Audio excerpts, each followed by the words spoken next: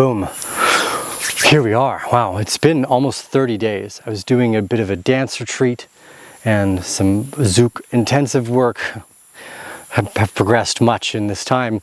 But what I wanted to focus on was something that came up during this process. The idea of asymmetry. We've talked about many times in many of our previous videos.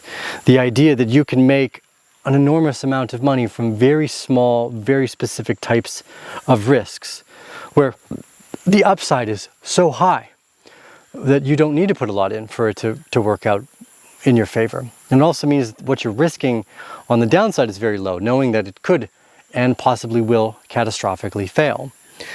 But today I wanted to focus on something very specific about this potential in catastrophic failure and wealth, because they are so deeply intertwined, the idea of risk and reward, that it's not always easy to peel them apart or put them back together and see that risk and reward as a unified idea is usually about what's hidden knowledge, whether what's hidden power or hidden responsibilities within those spots. It's the unknown that provides for the greatest level of asymmetry. It's also in the unknown of people that provides for the greatest downside, and the unknowingness that provides for the greatest upside.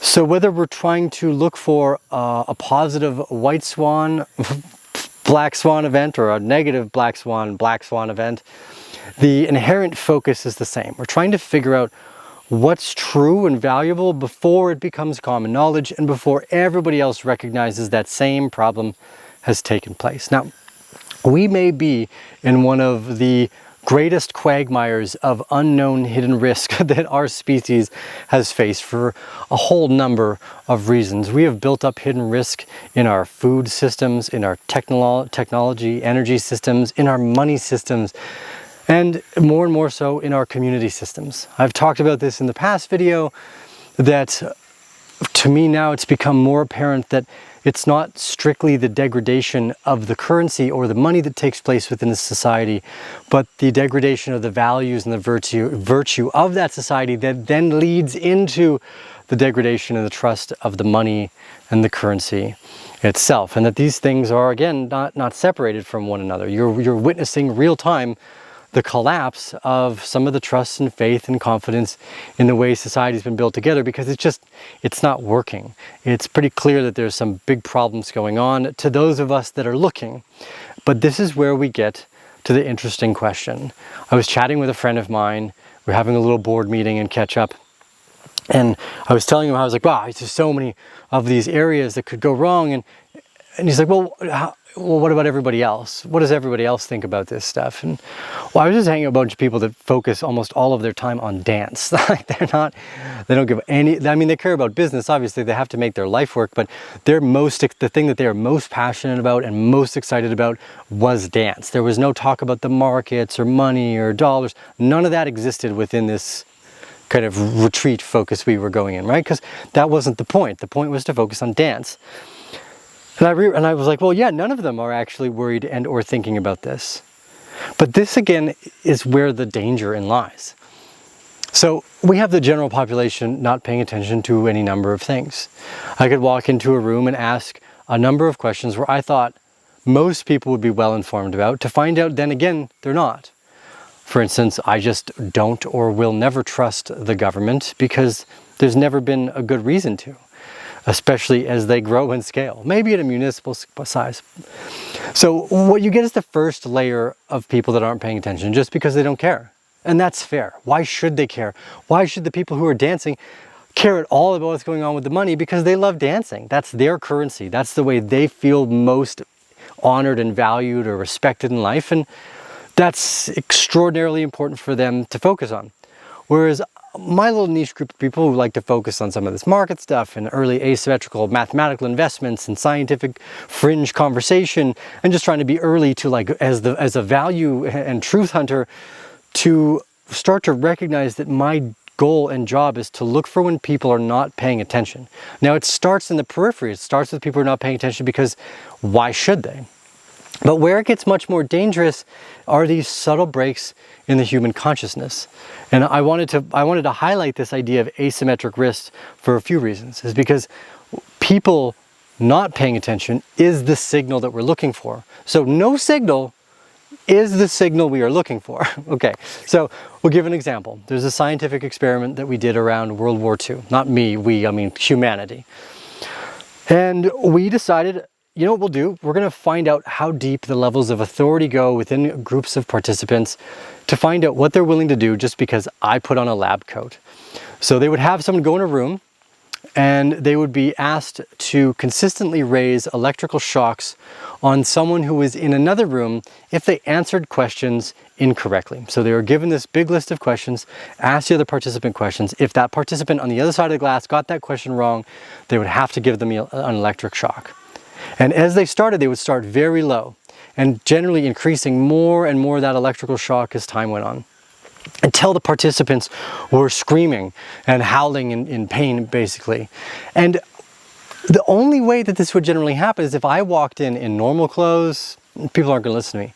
But if I walked in with a lab coat and a stethoscope on and it says, Dr. Arcane Bear, all of a sudden the levels of authority kick in and participants will just increase at a much larger majority of people than I would have ever liked to have heard, would increase the electrical shocks until they are effectively fatal, simply because someone didn't answer a question correctly and because someone in a white lab coat was standing there asking them to do so. And this is what's difficult. Many people do not currently understand the asymmetry that's hidden within each of them as individuals to pave the road to hell directly in good intentions. Because as we go along, we start to ignore whether it's through the complacency of it's just not what we do, which is, I think, 100% acceptable, because why not? Like, I don't know a whole lot about fixing my septic tank, but I'm glad there are people that do, right?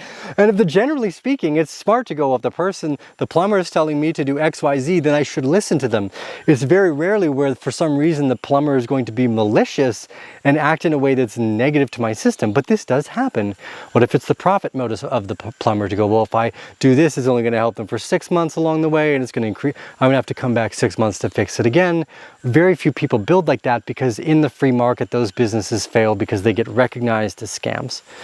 But what we have right now are systems equivalent to what went wrong in 2008, where Freddie Mae and Fannie Mac are going, well, you know what?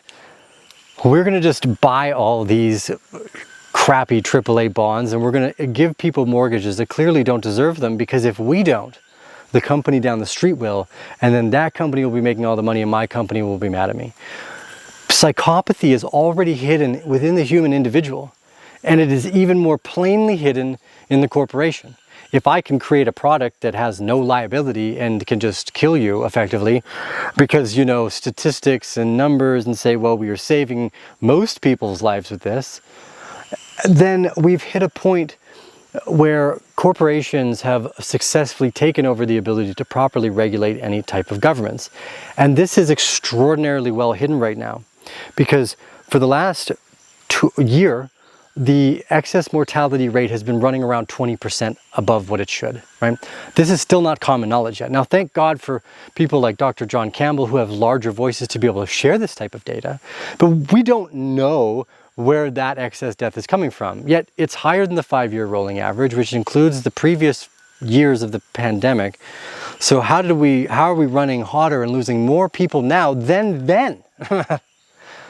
And as that becomes common knowledge, I don't know where the room for upside exists except for within technology and the potential for a renaissance of money and technology on the other side of this. And it looks like we're primed for it. But at the current moment, the majority of people still have no idea what's going on. And it's a slow process. If you take a look at someone like Michael J. Burry, it took years for his idea to be recognized, for the 2008 housing collapse to take place. But they could tell, and they could tell early, because what was not yet common knowledge was knowledge by their standards, because of the research and the focus within that asymmetric data that they were trying to find. We are looking for people, and we are looking for places where people are ignorant of their own malevolent, or, well, let's go with malevolent because it's usually the more to the downside, functions. The idea that you could accidentally electrocute someone to death because there just happened to be someone in a fucking lab coat there is very difficult for me to comprehend, because I know that I'm a human. So if you put me in that situation, well, I'm one of the people that wouldn't do that. I feel very confident about that, mostly because of how I've lived my life. Called me a drug addict for doing psychedelic mushrooms when I was 15. I'll just hitchhike to somewhere where everybody takes mushrooms. And that's how I ended up in Central America. We, as kind of frontier finders within that truth-seeking mechanism, every time you find someone about to be burned at the stake for misinformation is when you're very close to finding out the horrible truth of what the majority has got wrong and ignored by complacency and just the road to good intentions. Anyways, I just wanted to share that thought. Asymmetry is both positive and negative. I've got a few more videos we're going to do. We've got some I'll sit down at the computer, we'll go over some charts, we'll take a look at the market data in general. Because I think eventually what's going to happen is we're going to have a collision, and people, what's not common knowledge now, but what's getting closer to becoming more broadly understood, is going to hit the main street. And it could be devastating for the trust and faith and confidence within these systems, and may very well, and optimistically hoping so, leads to a revelation or a renaissance of tech and humanity, and allows us to bridge that gap over any of the downside that we may have created through just blind compliance. Anyways, Teal with the Arcane Bear, thank you for joining us today. I hope you have a wonderful time. Oh God, dancing. I love Zouk dancing so much. And if you guys have it, type in Brenda and Anderson, Zouk, Z-O-U-K. Such a treat. I love you. I love you guys so much. Have a great day, Bear Family. See you again.